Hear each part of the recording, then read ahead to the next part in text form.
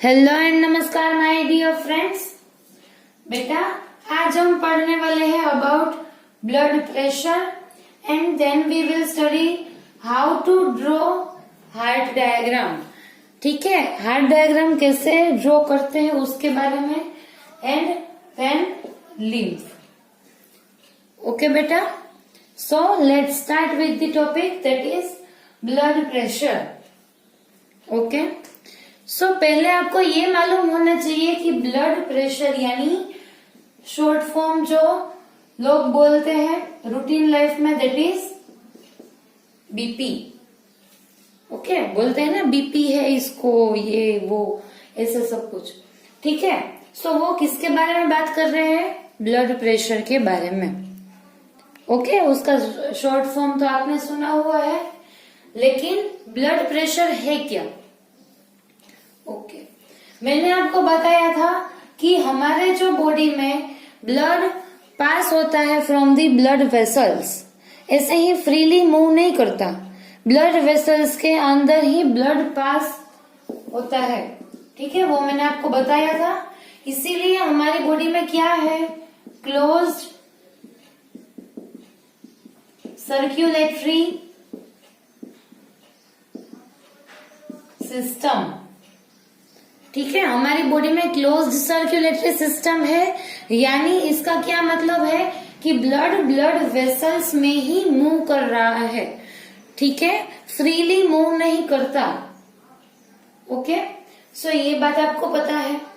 अभी जब ये ब्लड वेसल्स में से पास होगा तब क्या होगा बेटा? ये जो ब्लड है वो ये ब्लड वेसल की वॉल पे थोड़ा सा प्रेशर लगाता है। ठीक है, अगर आप देखो कि पाइपलाइन में से पानी जा रहा है, किसी भी पाइप में से आपके पास वो रहती है ना, नली वाली पाइप रहता है ना वो। ठीक है, सो उसमें से जब पानी पास हो रहा हो तभी क्या होता है? वो पाइप की जो वॉल रहती है उसके ऊपर प्रेशर लगाता है। ठीक है, इसीलिए जब आपको उसको बंद कर दो तो आपके हाथ पे प्रेशर लगेगा। ठीक है, वो पानी का प्रेशर है। अभी क्या मैं बता रही हूँ, उसी तरीके से ब्लड वेसल में से ब्लड पास हो रहा है। जब यहाँ से ब्लड पास होगा तभी क्या होगा कि ये जो ब्लड है वो ब्लड वेसल की जो वॉल रहती है उसके ऊपर थोड़ा सा प्रेशर लगाएगा। क्या करेगा? प्रेशर लगाता है। और ये जो प्रेशर रहता है उसे क्या बोलते हैं? Blood pressure. Okay, blood pressure यानी जब ब्लड वेसल में से पास हो रहा है तभी ये जो ब्लड है वो ब्लड वेसल की वॉल पे थोड़ा सा प्रेशर लगाता है, उसे बोलते हैं ब्लड प्रेशर। सो अभी इतना क्लियर है कि ब्लड प्रेशर है क्या। ठीक है, कि जो ब्लड वेसल की वॉल पे प्रेशर लगाता है उसे ब्लड प्रेशर बोलते हैं। एकदम इजी है। ठीक है, अभी मैं आपको बताती हूँ ब्लड वेसल्स जो है वो दो टाइप की रहती है हमारी बॉडी में। One is artery and second is when. ठीक है, ब्लड वेसल्स तो उसमें भी टाइप है ना बेटा। ठीक है, सो एक है आर्टरी और दूसरी है वेन। अभी वेन और आर्टरी में ब्लड प्रेशर सेम होगा या डिफरेंट रहेगा? वेरी गुड, डिफरेंट रहेगा। ठीक है, अभी ऐसा क्यों वो भी समझ लो। आप यहाँ पे देख सकते हो ये क्या मैंने बनाया है? हार्ट बनाया है। हमने अगले लेक्चर में ये ब्लॉक डायग्राम पढ़ा था। ठीक है, और वो जो साइकिल मैंने आपको बताई थी, और एक बात बता देती हूँ अभी कि लंग्स में से पल्मोनरी वेन में जो ब्लड आएगा जो कि ऑक्सीजनेटेड होगा वो पहले लेफ्ट एट्रियम में जाएगा, फिर वहां से लेफ्ट वेंट्रिकल में, then aorta that is biggest artery of our body, then cells में, फिर सेल को ऑक्सीजन दे देगा और वहां से CO2 आ जाएगा ब्लड में। जो डीऑक्सीजनेटेड ब्लड है वो फिर से किस में चला जाएगा? वेना केवा में, that is the when, and वो राइट एट्रियम में एंटर होगा, वहां से राइट वेंट्रिकल में, और उसके बाद में पल्मोनरी आर्टरी, और वो लेके जाएगी लंग्स तक। ठीक है, इतना क्लियर है।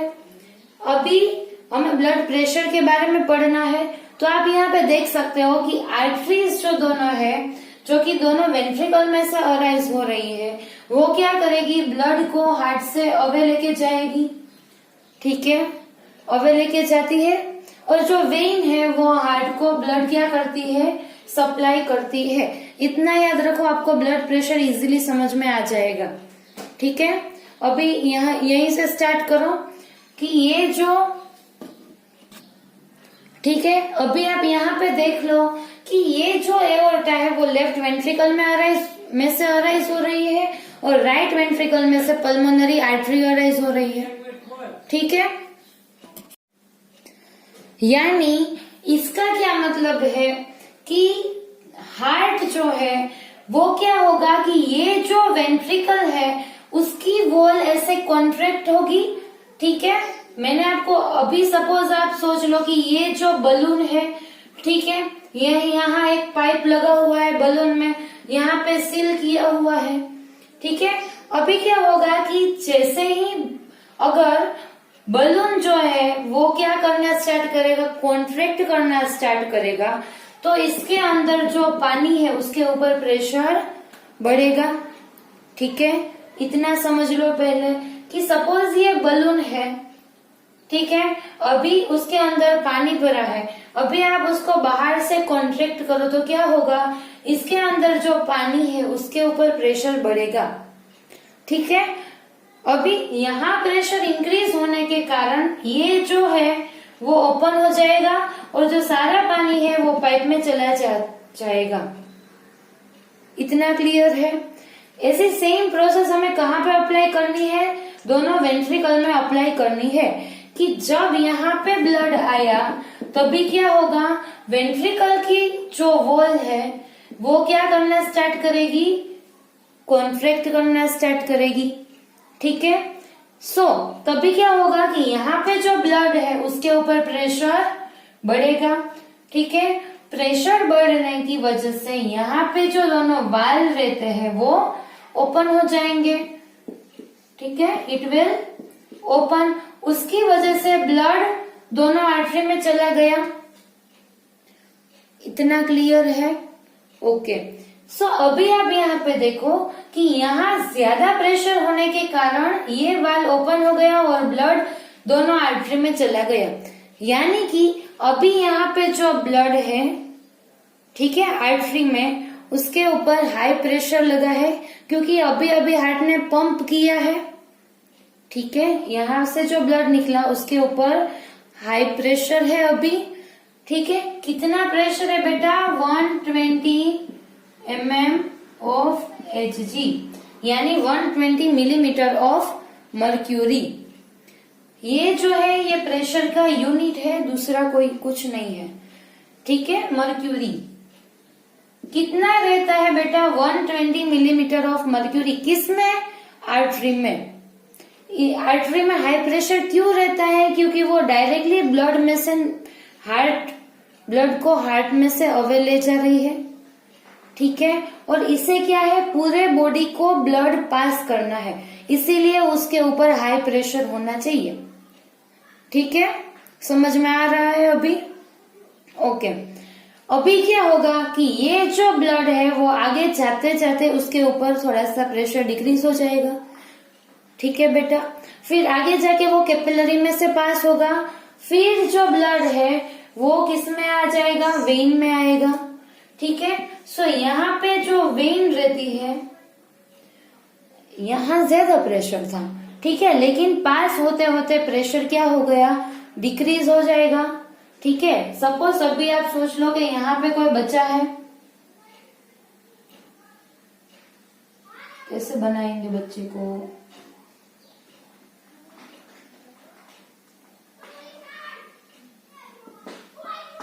ठीक है, अभी आप सोचोगे ये बच्चा है, ठीक है, इसने क्या किया, इसके पास एक बॉल है, ठीक है, ये जो है वो बॉल है, ठीक है, ये बच्चा यहाँ से बॉल को थ्रो करेगा, ऐसे थ्रो करेगा, फिर क्या होगा कि ये बॉल आगे जाके एक पॉइंट आएगा जहां पे जाके ये क्या हो जाएगा, स्टॉप हो जाएगा। ऐसे कंटिन्यू मूव नहीं करेगा। अगर आप बॉल को डालते हो तो आगे जाके एक पॉइंट पे जाके स्टॉप हो जाएगा। क्यों? क्योंकि अभी उसके ऊपर फोर्स नहीं लगा है, इसीलिए। सो यहाँ जो बॉल है वो हाई प्रेशर से बॉल को पास कर रहा है ज्यादा से ज्यादा फोर्स से, तो बॉल अभी यहाँ पे है, फिर यहाँ पे आएगी बॉल, फिर यहाँ पे आएगी, फिर एक पॉइंट पे जाके स्टॉप हो जाएगी। सो सपोज यहाँ पे इसके ऊपर 100 प्रेशर है, तो आगे जाके क्या होगा? 80, 60, 40, 20, 10, 0 क्या होता जाएगा? डिक्रीज होता जाएगा। समझ में आ रहा है बेटा? सो उसी तरीके से यहाँ पे जो आर्टरी पे ज्यादा प्रेशर है अभी, वो धीरे धीरे आगे जाते जाते क्या हो जाएगा? डिक्रीज हो जाएगा। कितना डिक्रीज हो जाएगा कि वेन में आते आते ये प्रेशर कितना हो गया? 80 मिलीमीटर ऑफ मर्क्यूरी। फिर वेन क्या करेगी? इसमें ब्लड डाल देगी। किसमें? ये क्या है? ओरिकल, ठीक है, और एट्रियम पी आप बोल सकते हो। सो उसमें ये ब्लड पास कर देगी, ठीक है। सो ब्लड प्रेशर कितना हुआ? इसमें 120 और वेन में 80, जिसे हम क्या बोलते हैं? Normal BP, normal blood pressure 120/80। समझ में आया बेटा? ओके। अभी आप देखो यहाँ पे कि जो ये वेंट्रिकल जो है वो क्या करता है? जब आर्टरी में हमें ब्लड पास करना है तभी ये क्या करेगा? कॉन्ट्रैक्ट करेगा, ठीक है। कॉन्ट्रैक्ट होगा तभी ब्लड आर्टरी में पास होगा दोनों साइड से। सो ये जो कॉन्ट्रैक्शन के लिए एक टर्म रहता है उसे बोलते हैं सिस्टोल, ठीक है। और इसकी वजह से जो प्रेशर लगा उसे हम क्या बोलेंगे? Systolic pressure. यानी अगर आपको कोई पूछे कि सिस्टोलिक प्रेशर कितना है तो आपको क्या बोलना है? 120 मिलीमीटर ऑफ मर्क्यूरी, क्योंकि कॉन्ट्रैक्शन होने की वजह से इतना प्रेशर है। कितना? 120 mmHg, इसीलिए उसको क्या बोलते हैं? सिस्टोलिक प्रेशर, ठीक है। और जो दूसरा जो टर्म रहता है उसे क्या बोलते हैं? डायस्टोल। और जो प्रेशर होगा उसे क्या बोलेंगे? डायस्टोलिक प्रेशर, यानी 80 mmHg। डायस्टोल यानी रिलैक्स। जब वेन ये ब्लड इसमें डालती है तभी ये कौन सी कंडीशन में रहते हैं? रिलैक्स, ठीक है।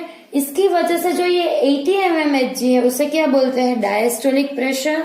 और जो 120 mmHg है उसे क्या बोलते हैं बेटा? Systolic pressure.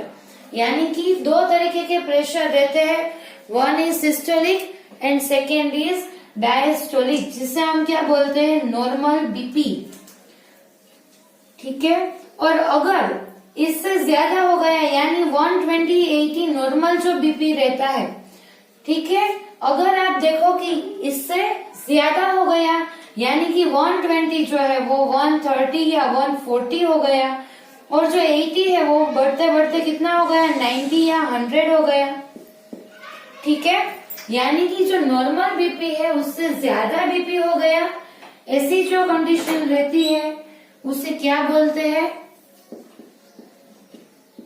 Hyper tension. Hyper यानी हाई, टेंशन यानी प्रेशर, ठीक है। यानी जो नॉर्मल बीपी होना चाहिए उससे ज्यादा हो गया। आप बोलते हो ना कि अभी किसी को गुस्सा आता है तो क्या बोलते हैं? अभी उसका बीपी हाई हो गया, ऐसा बोलते हैं। सो वो क्या है कि जो नॉर्मल बीपी है उससे ज्यादा बढ़ गया, दोनों बढ़ गए, उसे क्या बोलते हैं? हम हाइपरटेंशन बोलते हैं। अगर हाइपरटेंशन ज्यादा टाइम रहेगा तो क्या होगा कि जो ये ब्लड वेसल की वॉल रहती है उसे डैमेज होने के चांसेस भी क्या हो जाएंगे? बढ़ जाएंगे, ठीक है। अगर बीपी कंटिन्यूअस हाई रहा तो क्या होगा? आर्टरी और वेन की जो वॉल है उसके ऊपर ज्यादा प्रेशर लगेगा, उसकी वजह से ये डैमेज होने के चांसेस भी ज्यादा है, ठीक है। कई बार क्या होता है कि जो स्मॉल स्मॉल कैपिलरीज रहती है वो रप्चर भी हो जाती है हाई प्रेशर की वजह से। ठीक है, सो ये डैमेज भी कर सकता है। ओके, और जो दूसरा है कि अगर ये जो 120/80 जो नॉर्मल ब्लड प्रेशर है वो कम हो गया, यानी कि ये 110 हो गया, ये 100 हो गया, यहाँ पे देखो 70 हो गया, 65, 60 हो गया, तो इस कंडीशन को हम क्या बोलते हैं? हाइपोटेंशन यानी लो बीपी की कंडीशन, जिसमें बीपी जितना होना चाहिए, जितने प्रेशर से ब्लड पास होना चाहिए उतना भी प्रेशर नहीं है, उसे क्या बोलते हैं? लो बीपी। फिर लो बीपी में क्या होता है? चक्कर आने लगते हैं, कई लोग तो गिर जाते हैं। आपको मालूम है कि बोलते हैं लो बीपी है, इसे नींबू पानी पिलाओ। ठीक है, सो वो जो कंडीशन है उसे लो बीपी बोलते हैं। ओके बेटा, और एक बात कि ये जो बीपी है अभी इसमें आप देख लो कि 120 जो सिस्टोलिक प्रेशर है, 80 जो कि डायस्टोलिक प्रेशर है, 120 जो प्रेशर है वो आर्टरी में लगता है, 80 जो है वो वेन में होता है। सो आपने क्या देखा कि 120 यानी कि जो हाई प्रेशर है 120 mmHg वो आर्टरी में है, उसकी वजह से आर्टरी की वॉल कैसी होनी चाहिए? ठीक रहनी चाहिए। ठीक है, सो इसीलिए क्या रहता है कि आर्टरी की वॉल ठीक होती है, क्योंकि उसे हाई प्रेशर ब्लड में से लगता है। ठीक है, इसीलिए walls of artery are thick compare to walls of vein. Vein की जो वॉल्स रहती है वो आर्टरी की कंपेयर में कैसी रहती है? थिन रहती है, क्योंकि इसमें कितना प्रेशर लगेगा? 80, और यहाँ पे कितना लगेगा? 120। ठीक है, और एक बात कि आप लोगों को मालूम होना चाहिए कि ब्लड मेजर कैसे करते हैं। ठीक है, उसका जो इंस्ट्रूमेंट रहता है उसका नाम क्या है? ठीक है बेटा, ब्लड प्रेशर डॉक्टर्स जो है वो ब्लड प्रेशर मेजर कैसे करते हैं? आपने देखा होगा कि आपका जो ये जो बायां हाथ रहता है वहां एक ऐसा पट्टा जैसा कुछ बांध देते हैं। ठीक है, फिर मेजर करते हैं। और दूसरे भी इंस्ट्रूमेंट आते हैं अभी।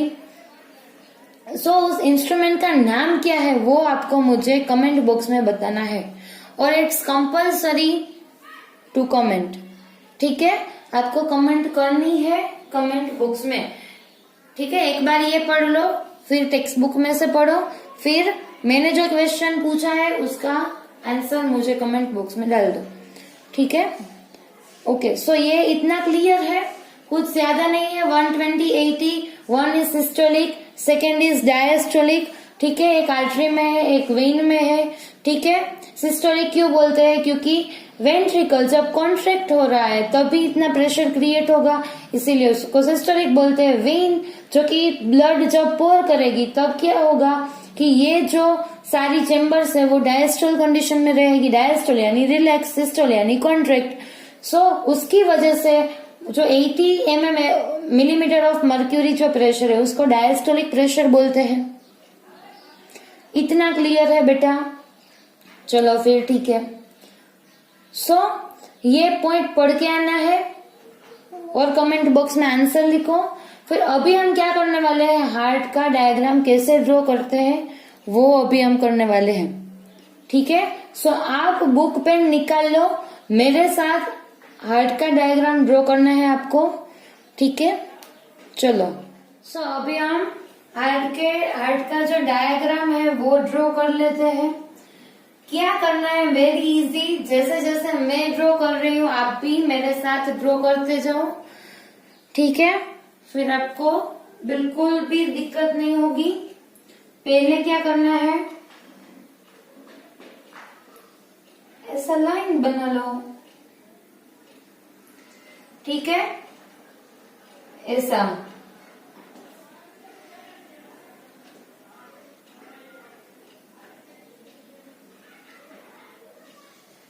फिर आगे जाके क्या करना है, उसके ही जैसा नीचे बना लो। बहुत ही इजी है अगर इस तरह से आप ड्रॉ करो तो। ठीक है, पहले ऐसा छोटा सा यहाँ पे बना लिया, फिर ऐसा कर्व्ड टाइप। आप तो बुक में ड्रॉ कर रहे हो, फिर आपको तो मुझसे भी अच्छा ड्रॉ होना चाहिए। ठीक है, कि ऐसा एक पाइप जैसा किया, फिर यहाँ से ऐसा कर्व ले लिया। ठीक है, कर्व अच्छे से लेना। ठीक है, फिर यहाँ जाके दूसरा पाइप ड्रॉ कर लो। क्लियर है इतना? ठीक है, वेरी गुड। अभी क्या करना है, मेरे साथ ही ड्रॉ करना। यहां से आगे जाना है, चले गए, फिर ऊपर आ जाओ। कितना नीचे जाओगे? ठीक है, थोड़ा सा ऐसा कर्व जैसा बना लिया, फिर थोड़ा सा ऊपर ले लो। कितना इजी है, देखो हो गया इतना। नीचे जाके ऐसा थोड़ा सा ऊपर ले लो। ओके, अभी क्या करना है, यही थोड़ा सा ऐसा, यहाँ इतना सा निकला, यहाँ उतना निकाल दो। फिर ऐसे आपको उसके अंदर ही अंदर एक लाइन ड्रॉ करनी है। ड्रॉ की बेटा?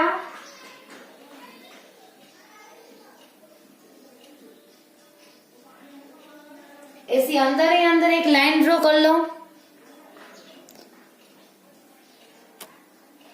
हो गई? चलो फिर आगे।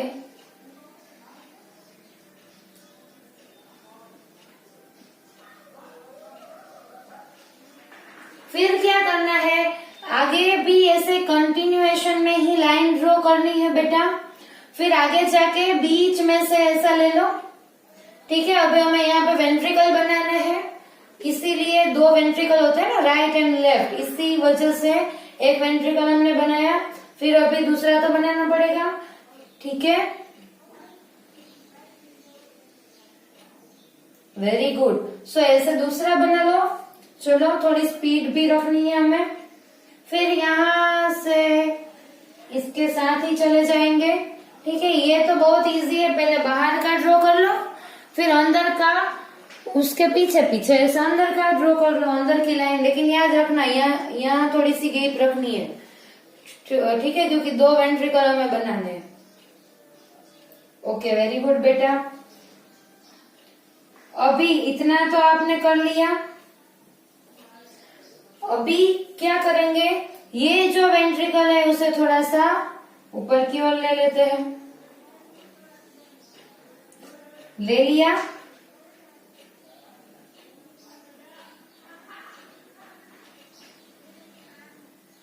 ठीक है, फिर वाल रहते हैं ना, सो अभी हमें वो वाल ड्रॉ करने होंगे। वाल तो इतने छोटे से है।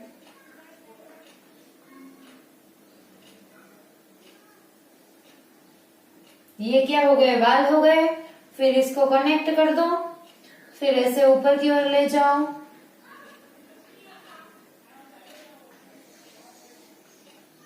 अभी आप देखो, इसमें से एक ब्लड वेसल पास हो रही है, देख लो, इसमें से एक निकल रही है। और ये कौन सा है, राइट वेंट्रिकल है।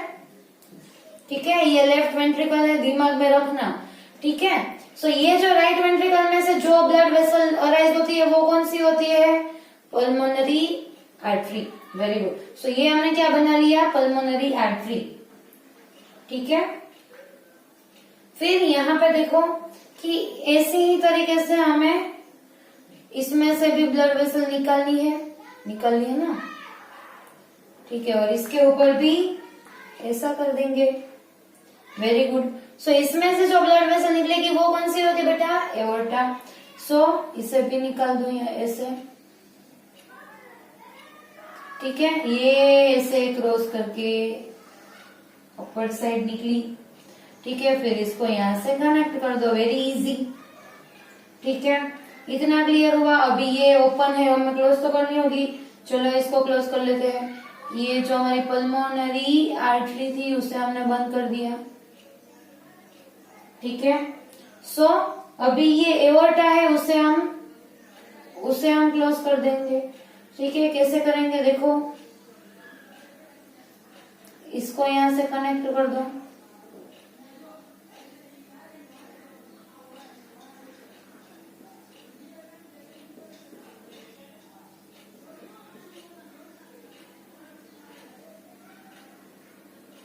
हो गई, वेरी गुड।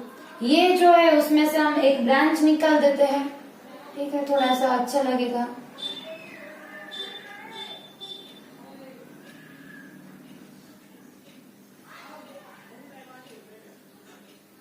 ये एक ब्रांच निकल गई, इसकी ब्रांच है। ठीक है, और एक बात, इन दोनों को थोड़ा सा दूर दूर आप रखो तो अच्छा है।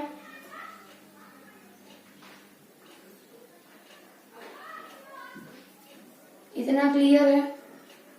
ठीक है, वेरी गुड। अभी हम क्या करने वाले हैं, इन दोनों में से तो वेसल निकाल ली। अभी इन दोनों की बारी। ये दोनों क्या है, एट्रियम। ठीक है, सो ये जो है वो क्या, कौन सा वाला है, लेफ्ट वाला। सो इसमें से को क्या राइज होगी, पल्मोनरी वेन राइज हो गई। ठीक है, और इसमें से क्या निकलेगा, ये जो है ये राइट ऑरिकल है। ठीक है, उसमें वेना केवा आती है। तो वेना केवा तो हमने ऑलरेडी ड्रॉ करके रखी है। ठीक है, अभी क्या करना बाकी है, लेबलिंग करना बाकी है। जितने हमें आते हैं उतना कर लेते हैं। ये जो चैम्बर है वो कौन सी चैम्बर है, राइट। ये जो है वो है राइट, लेफ्ट वेंट्रिकल। ठीक है, फिर ये जो है दैट इज राइट एट्रियम। ये जो है वो लेफ्ट एट्रियम। ठीक है, ये जो है वो सुपीरियर वेना केवा। ये जो है वो इंफीरियर वेना केवा। ठीक है, अभी हमने इसकी बात कर ली। अभी राइट वेंट्रिकल की बात कर। राइट वेंट्रिकल में से जो अराइज हो रहा है वो है पल्मोनरी आर्टरी। ठीक है, अभी इसकी ओर आ जाओ। ये जो दोनों है वो है पल्मोनरी वेन। ठीक है, इसमें से अराइज हो रही है एओर्टा। ये जो है वो अपर डायरेक्शन में जा रही, इसीलिए ये क्या है, सुपीरियर एओर्टा। अभी क्या ड्रॉ करना बाकी है, इंफीरियर एओर्टा। सो वो भी ड्रॉ कर लो। इसमें से जो अराइज होगी वो कौन सी होगी, नीचे की साइड, इंफीरियर एओर्टा। ठीक है, सो ये बन गया हार्ट का डायग्राम। कितना इजी है आप देख सकते हो। ठीक है, अभी आप बुक में बनाते हो इसीलिए इससे भी बढ़िया बनेगा। ठीक है, और याद रखने में भी कोई परेशानी नहीं होगी। यहाँ से स्टार्ट करो, मैं आपको बता रही हूँ, यहाँ से स्टार्ट करो, फिर ऐसे जाते जाओ। ठीक है, फिर इन दोनों में से वेसल अरेंज करनी है। फिर ये दोनों जो चैम्बर है इसमें तो ऐसे तो हो गई, यहाँ एक में से निकालनी है। फिर लेबलिंग कोई बड़ी बात नहीं है। ठीक है, अच्छे से अच्छा हार्ट का डायग्राम ड्रॉ करने की ट्राई करो। ठीक है बेटा, ओके। सो अभी हम किसके बारे में पढ़ने वाले हैं, ये तो हमने हार्ट के बारे में पढ़ लिया। ठीक है, ऐसा डायग्राम आप एग्जाम्स में भी ड्रॉ करोगे तो चलेगा, बहुत बढ़िया है। ठीक है, सो अभी हमें लिम्फ के बारे में पढ़ना है कि लिम्फ क्या है। ठीक है, सो लेट्स स्टार्ट। ओके बेटा, सो अभी हम जिसके बारे में पढ़ने वाले हैं वो क्या टॉपिक है, लिम्फ। लिम्फ यानी टिश्यू फ्लूइड आप बोल सकते हो, और उसका दूसरा नाम क्या है, इंटरस्टिशियल फ्लूइड। अभी इसका क्या मीनिंग है, ये हमारी बॉडी में क्या फंक्शन परफॉर्म करता है, why lymph is so necessary to learn. So इसके बारे में हम अभी पढ़ लेते हैं। सबसे पहले हम क्या देखने वाले हैं कि लिम्फ बनता कैसे है। ठीक है, ये जो ब्लड वेसल है दैट इज आर्टरी, और यहाँ पे मैं जो ड्रॉ कर रही हूं वो है वेन। ठीक है, अभी देखो यहाँ पे कि आर्टरी में से क्या अराइज होती है, जब आर्टरी सेल्स के पास पहुंचती है तभी उसमें से स्मॉल ब्रांचेस अराइज होगी। उसको क्या बोलते हैं बेटा, कैपिलरीज।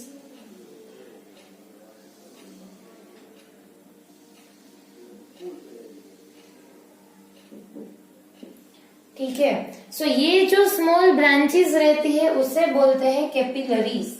इतना मालूम है, कैपिलरीज सेल्स के अराउंड रहती है। ठीक है, ये जो सारे हैं वो क्या है, सेल्स है बेटा। हमारे बॉडी के अलग अलग पार्ट्स सेल से ही बना है हमारा पूरा बॉडी। ओके, ये जो कैपिलरीज है वो सेल्स के सराउंडिंग में रहती है। अभी कैपिलरीज का क्या फंक्शन है बेटा, कैपिलरीज आर वेरी टाइनी और सिंगल सेल की लेयर उसमें रहती है। मैंने आपको जब हमने कैपिलरीज के बारे में पढ़ा था तभी मैंने आपको बताया था।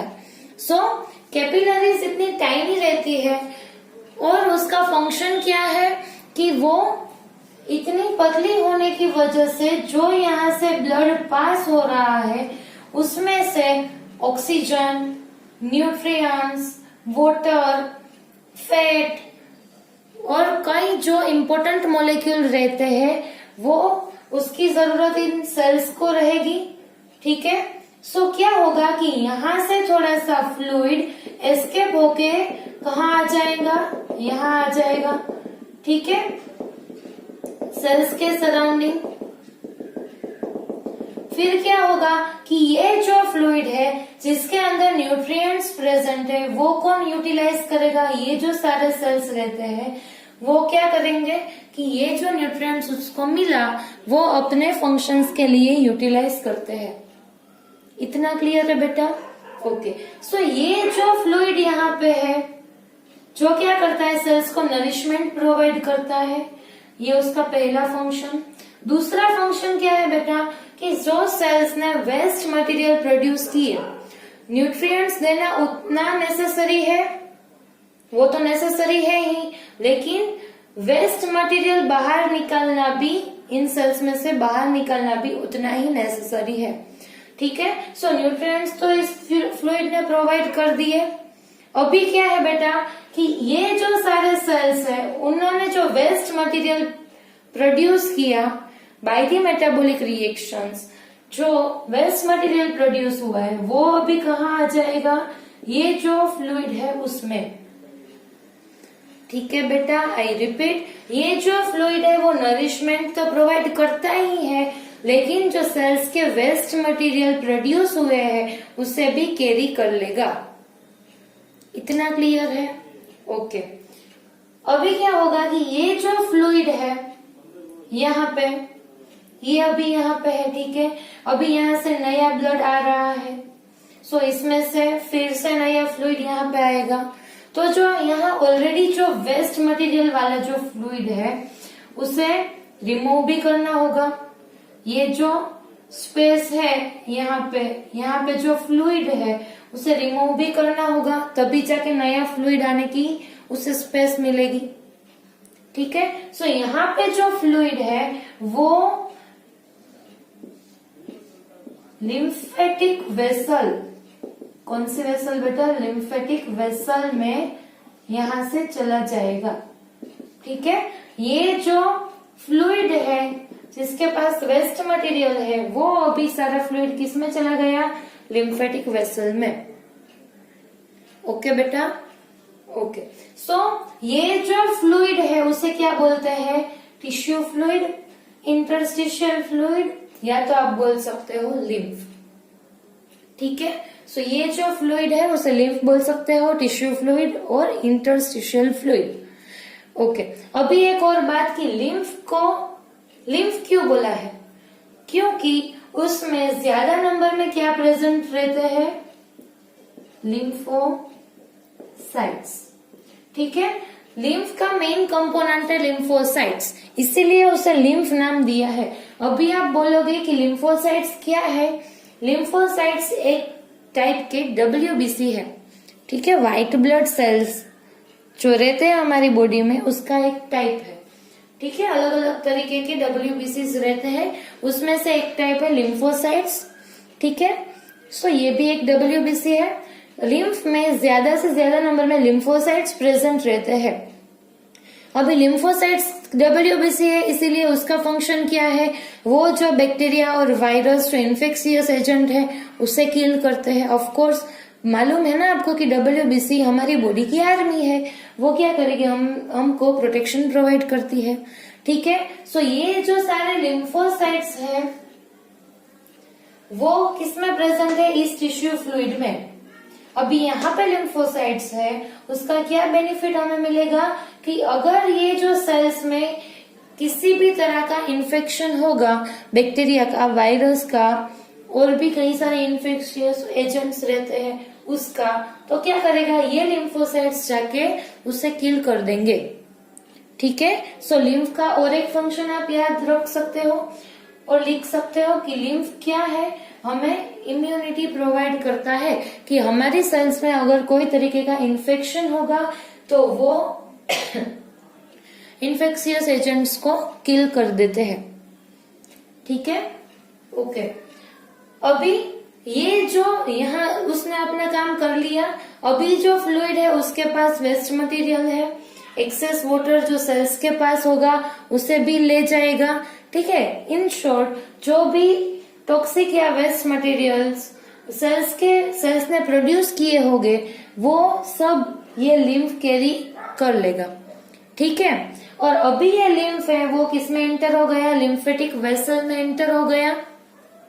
इतना क्लियर है बेटा? ओके, सो लिम्फ अभी लिम्फेटिक वेसल में चला गया। अभी क्या होगा, ये जो यहाँ से लिम्फेटिक वेसल आ रही है, यहीं से भी आ रही होगी ना, यहीं से आ रही है, तो अभी ये जो लिम्फेटिक वेसल रहती है, ठीक है, वो कहीं आगे जाके एक पॉइंट और जंक्शन यू कैन से वहां पे मिल रही होगी। ठीक है, ये जो जंक्शन है यहाँ पे सारी लिम्फेटिक वेसल्स आ रही है, सारी यानी कोई एक बॉडी पार्ट की। ठीक है, सो ये जो जंक्शन है उसे क्या बोलते हैं, लिम्फ नोड्स। ठीक है, क्या बोलते हैं बेटा, लिम्फ नोड्स। ठीक है, फिर क्या होगा कि लिम्फ वेसल में से सारा लिम्फ ये लिम्फ नोड्स में आ गया। ठीक है, फिर यहाँ पे थोड़ी देर ये फ्लूइड वहीं पे रहेगा क्योंकि लिम्फोसाइट्स को उसके फंक्शंस करने में थोड़ा टाइम मिलेगा। ठीक है, सो अभी ये यहाँ पे है लिम्फ नोड। ठीक है, ओके।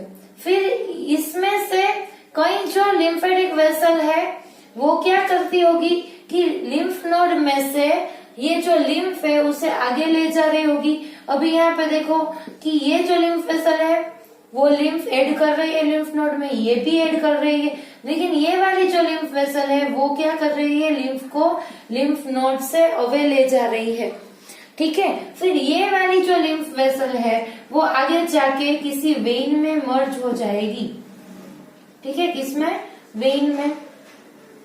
इतना समझ में आया कि यहाँ से जो लिम्फ निकल रहा है वो आगे जाके वेन में हेड हो, वेन में जो ब्लड रहता है उसमें हेड हो जाएगा। ठीक है, ओके बेटा, सो इतना समझ में आया। मैं एक बार आपको क्विकली रिवाइज करवा रही हूँ। ठीक है, यहाँ आर्टरी में से जो ब्लड आया, ठीक है, वो आगे जाके कैपिलरीज में एंटर हुआ। कैपिलरीज जो सेल्स को सराउंड करती है वो टाइनी होती है। अभी क्या होगा, उसमें से थोड़ा सा जो फ्लूइड निकल के इंटरसेल्यूलर स्पेस में आ गया, उससे क्या बोलते हैं टिश्यू फ्लूइड, इंटरस्टिशियल फ्लूइड और लिम्फ। वो क्या करेगा बेटा, सेल्स को नरिशमेंट और जो कोई भी चीज उसे चाहिए वो उसे प्रोवाइड करेगा। ठीक है, लिम्फ भी कैसा रहेगा बेटा, स्लाइटली येलोइश लेकिन कलरलेस। ठीक है, प्लाज्मा के जैसा ही होगा। लेकिन प्लाज्मा और लिम्फ में क्या डिफरेंस है बेटा, कि जो सारे लार्ज प्रोटीन्स और जो प्रोटीन्स रहते हैं वो प्लाज्मा में, उसका जो अमाउंट रहता है, उसके जो नंबर्स रहते हैं वो लिम्फ के कंपेयर में हाई रहते हैं। लिम्फ में उतना प्लाज्मा की जितना प्रोटीन प्रेजेंट नहीं रहता। ठीक है, फिर ये जो लिम्फ है उसमें मेन कंपोनेंट लिम्फोसाइट्स है। फिर वो फैट, न्यूट्रिएंट्स, वाटर और ऑक्सीजन सब कुछ किसे प्रोवाइड करते हैं, सेल्स को। और सेल्स में जो वेस्ट मटेरियल प्रोड्यूस हुआ उससे वो कैरी करके उससे दूर ले जाएंगे, किसके थ्रू, लिम्फेटिक कैपिलरीज। ठीक है, यहाँ मैंने वेसल लिखा है, लेकिन आप सोच सकते हो कि जो पहले जो स्मॉल वेसल रहती है उसे क्या बोलते हैं हम, कैपिलरीज ही बोलते हैं। ठीक है, फिर वो कैपिलरीज जाके आगे जाके लिम्फेटिक वेसल बना लेगी। फिर वो जो लिम्फेटिक वेसल है वो एक जंक्शन पॉइंट पे जाके मिल रही होगी, उसे हम लिम्फ नोड बोलते हैं। वहां थोड़ी देर लिम्फ रुकेगा, क्योंकि उसमें अगर कोई इन्फेक्शियस एजेंट होगा तो उसे वहीं पे किल करेगा। ठीक है, वो अभी आप आगे इम्यूनोलॉजी अगर आप पढ़ो तो फिर उसमें डिटेल में आपको आएगा। ठीक है, आफ्टर 11-12। सो ये कंप्लीट हुआ। फिर इसमें कई वेसल लिम्फ ऐड कर रही होती है और कई लिम्फ को अवे लेके जा रही होती है। फिर ये जो सपोज ये वाली लिम्फेटिक वेसल है वो लिम्फ को अवे लेके जा रही है, सो वो आगे जाके वेन में कहीं पे जाके मर्ज हो रही होगी, मिलती होगी, और वो अपना सारा फ्लूइड जो है वो वेन में डाल देगी। ठीक है, इतना क्लियर है। ये मोस्ट इम्पोर्टेंट है, थोड़ा सा ध्यान देने की जरूरत है वरना आप कंफ्यूज भी हो सकते हो। इतना भी टफ नहीं है, लेकिन एक बार ध्यान से देखो ये वीडियो, फिर टेक्स्ट बुक में से पढ़ो, फिर आपको अच्छे से समझ में आ जाएगा। ठीक है, यहीं पे आ गया होगा, लेकिन एक बार टेक्स्ट बुक में से पढ़ना जरूरी है। इतना क्लियर है? ओके, सो आज के लेक्चर में हमने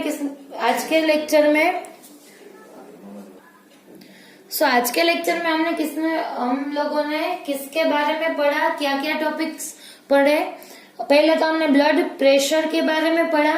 ठीक है, फिर मैंने आपको बताया है कि वो जो इंस्ट्रूमेंट रहता है जो ब्लड प्रेशर मेजर करता हूँ, फिर से याद करवा रही हूँ, उसका नाम आपको मुझे कमेंट बॉक्स में लिख के बताना है। ठीक है, फिर उसमें हमने सिस्टोलिक प्रेशर, डायस्टोलिक प्रेशर के बारे में पढ़ा, जो कि बहुत ही इंटरेस्टिंग टॉपिक था। ठीक है, फिर वो हमने खत्म किया। उसके बाद हमने हार्ट का एकदम झक्कास वाला डायग्राम ड्रॉ किया, जो कि अभी आप भी ड्रॉ कर सकते हो वेरी इजीली। ठीक है, सो वो हमने एक बार देख लिया कि हार्ट का डायग्राम कैसे ड्रॉ करते हैं। फिर हमने किसके बारे में पढ़ा, लिम्फ। ठीक है, और एक बार मैं लिम्फ की आपको बता दूं कि लिम्फेटिक वेसल जो रहती है उसमें भी वाल्व्स प्रेजेंट रहते हैं। ठीक है, मैंने आपको बताया था कि वेन्स में वाल्व प्रेजेंट है, आर्टरी में एब्सेंट है, और लिम्फेटिक वेसल्स में भी वाल्व प्रेजेंट रहते हैं। ठीक है बेटा, जो कि लिम्फ के जो फ्लो रहता है उसको रेगुलेट और मेंटेन रखता है, यूनिडायरेक्शनल फ्लो उसका। ओके बेटा, सो अभी आपको इसमें कोई भी क्वेरी हो तो आप मुझे बोल सकते हो। Otherwise if you easily understand and if you like this video then don't forget to like, share and also subscribe. ठीक है, thank you so much beta for watching this video. Thank you.